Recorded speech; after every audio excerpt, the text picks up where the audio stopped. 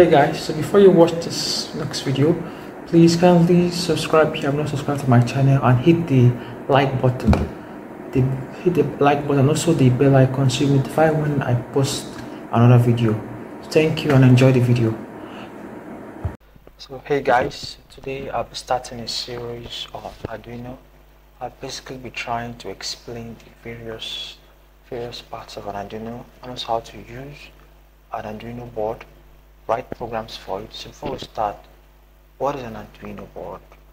Arduino board is basically an embedded system. So what's an embedded system?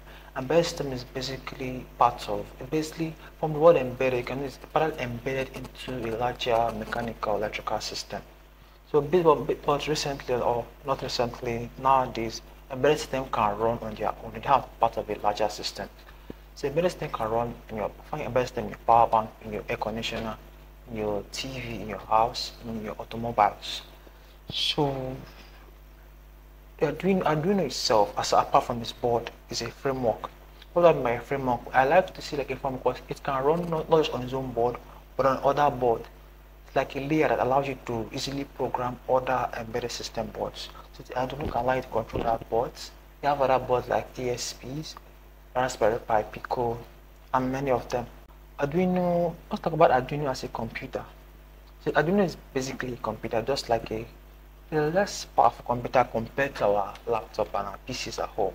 So it means it has various components in it, such as CPU, EEPROM, RAM, digital I/O, analog digital converter, serial interface, and a clock or timer. So the Arduino Uno board especially has a chip in it, which is the 80 mega 32-bit chip. I know the name sounds a bit scary, but it's okay. It's not. You get used to these types of names. So the Atmel chip or the 80 mega 32 chip has these various components, which is on my screen: the CPU, EEPROM, RAM. So most of us are familiar with this. The CPU is basically central processor unit. This is where the actual brains of the microcontroller. EEPROM is a non-volatile memory, like your SD card in your system. Basically, allows you to store data even when the microcontroller is off, so it retains data even though the microcontroller loses power. Give an example is like those light bulbs, those Chinese light bulbs you buy, that the color is red. When last time the color was red, it's when those multicolor LED bulbs. So when electricity goes off and comes back on, it returns back to original color because the state has been stored in the EEPROM, so it doesn't lose the state. So the EEPROM can retain its memory even though there's no power. But in contrast, the RAM does not retain any data in it.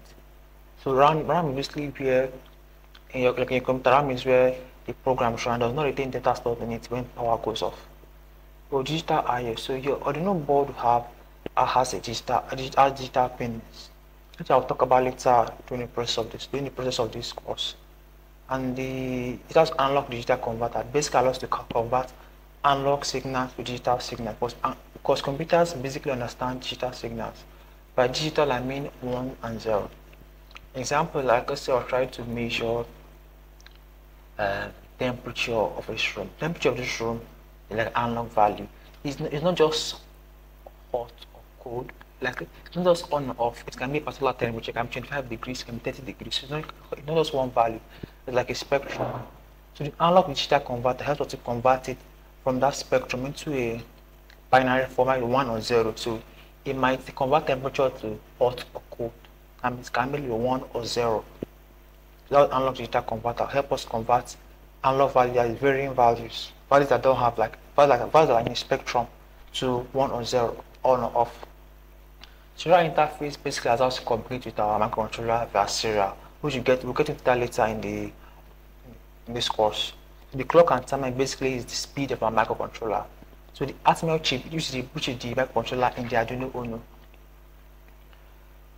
has the inbuilt crystal oscillator, which is 8 MHz, but mostly used the external crystal oscillator, which is 16 MHz oscillator, which we'll talk about all that later during the process of this course. I'm trying to give you an overview. So this is basically like the speed of your computer. And when you go to your about PC in your computer, you see a speed there 1.4 GHz or 3.9 GHz. So that's the speed of your PC, because PC is way more faster than an Arduino. So Arduino speed is usually in megahertz, 16 megahertz. You can order embedded system have more higher speed. Unlike the ESP32 has a speed of like 240 megahertz. So what else to talk about? So I think that's basically all for this course. So in the next video, I'm going to show you not all for this course, not all for this video. So the next video, I'm going to show you how to use the Arduino environment. We're going to go over the Arduino IDE, how to download it. Also, we're going to use some simulators also, Tinkercad and Workway, which I'll go over in later videos. So thank you guys for watching, and I'll see you guys next time. And please, if you have not subscribed to this channel, please kindly hit the subscribe button below and the notification bell so you'll be reminded when I post a new video. Once again, thank you, and see you in our next video. Bye. So hope you enjoyed the video. Please, if you have not subscribed to my channel, please kindly hit the subscribe button and like the video. And if you have any comments or any questions about the video, kindly post them in the comment section and I'll try my best to reply. Thank you guys once again, and I'll see you in my next video.